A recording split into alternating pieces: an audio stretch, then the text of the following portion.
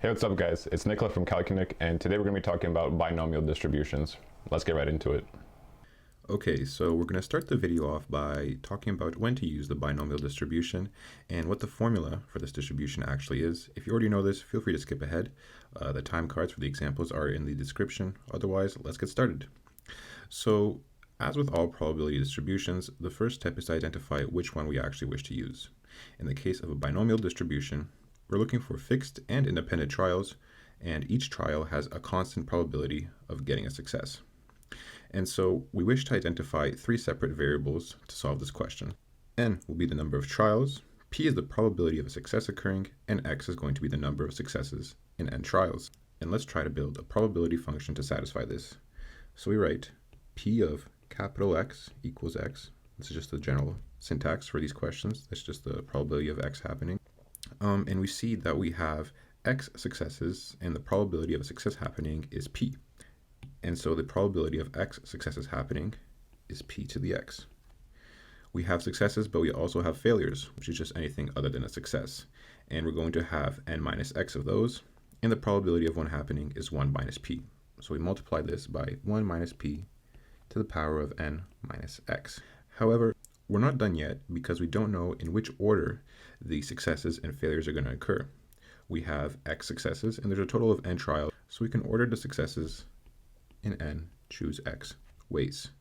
And this is the formula for a binomial distribution. Let's see if we can apply it to some examples.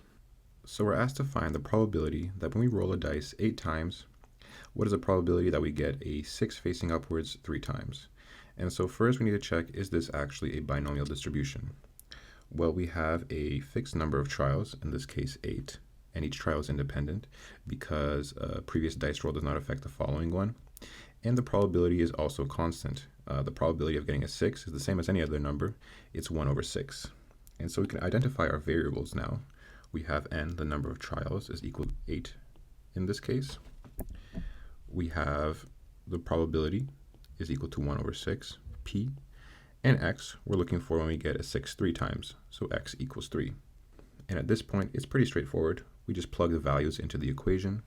We have that the probability of when X is equal to 3, X equals 3 in this case, is equal to N choose X, or 8 choose 3, times P to the power of X, in this case 1 over 6, to the power of 3, and times 1 minus P, 1 minus 1 over 6, and to the power of N minus X, or 8 minus 3.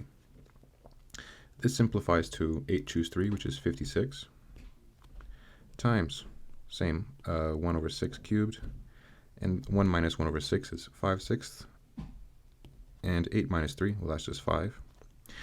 And if we put this into our calculator, we get that this number is approximately 0.10419. And that's our final answer. Okay, let's say we're playing the fictional Calcunic lottery, and the probability of winning on any one ticket is 0.04. And we're asked to find the probability of winning more than once if you purchase 25 tickets. And so is this a binomial distribution? Well, we have a fixed number of trials, in this case 25, and each trial is independent because a ticket does not affect the previous one. So yes, independence holds. And the probability is constant. Each time the probability of winning is 0.04. So we can use a binomial distribution. We have N equals the number of tickets, 25. P, the probability of winning, 0.04. And X, we're looking for when X is greater than 1, strictly greater than 1. And so now it's just a matter of putting this into our equation. We have that the probability of X is greater than 1. And if we want to solve this, we would need to do P of X2, P of X3, and so forth all the way to P25. However, that's really long, and we could shorten that process a lot by just calculating 1 minus P when X equals 0 minus the probability when X equals 1, because the sum of all probabilities is just 1.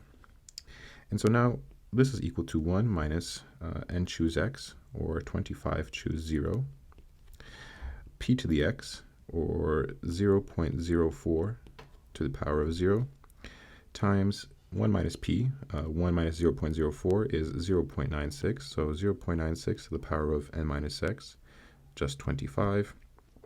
And moving on to px1, we have this is minus 25, choose 1, times p 0.04 to the power of x, in this case 1, times 0.96 to the power of n minus x, 25 minus 1, or just 24.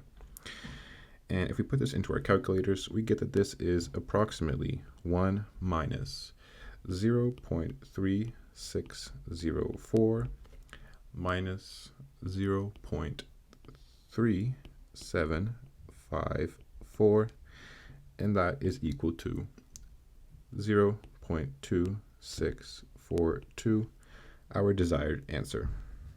Okay, so for our final question, we have two cannons, A and B, and they have a 12% and 8% chance of misfiring each time, respectively.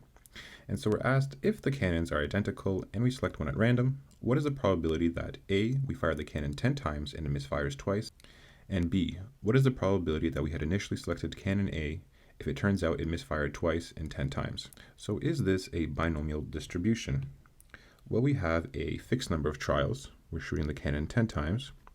Each attempt is independent, so independence is satisfied, and we have two constant probabilities, 12% and 8%, and we'll see how those factor in.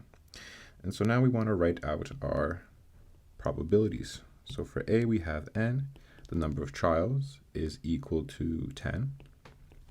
X, the number of successes we're looking for, or in this case misfires, is 2. And so we have two separate probabilities, so we'll have to take account for that. We have PA, the probability of cannon A misfiring is 12% or 0.12, and we have the probability of B misfiring, PB, which is 0.08 or 8%. And so we don't know which cannon we picked, and we fired it 10 times. So to find the probability it misfired twice, we need to find the probability of A misfiring twice, of B misfiring twice, and then taking the average, once again because we don't know which cannon we had picked. So to do this, we could first find the probability of A. We'll write it as PA when x equals 2. And this is equal to 10, choose 2, times px, 0.12, squared, times 1 minus p, 0.88, to the power of n minus x, or 10 minus 2, so that's just 8. And this is approximately equal to, if we put it into our calculators, 0.23304. Moving on, we have PB, the probability of B misfiring 2 times. This is equal to 10 choose 2, because n and x stay the same. And we have PB to the power of x in this case, so 0.08 to the power of 2, times 1 minus p, 1 minus 0.08 is 0.92 to the power of 8. And this is approximately equal to, once again, if we put it into our calculators, 0.14781. And so now to find the actual probability of the cannon misfiring twice, if we shoot it 10 times, we'll write it as P, just P when x equals 2. And this is equal to the probability that A misfires twice, x equals 2, plus the probability of B misfiring twice, PB, x equals 2, all over 2. And that's to find the average. And once again, we're taking the average because we don't know which of the two cannons we're firing. And so this equates to 0.23304 plus 0.14781 all over 2. And this is equal to approximately 0.19042. And that's going to be our final answer for A. Moving on to B, we're asked to find the probability that we shot out cannon A if it turns out of 10 attempts it misfired twice. And so this might be confusing to some of you because you're not sure of the approach, but we just want to think of it logically. We have that the probability of A misfiring twice is 0.23304, and the probability of B misfiring twice is 0.14781.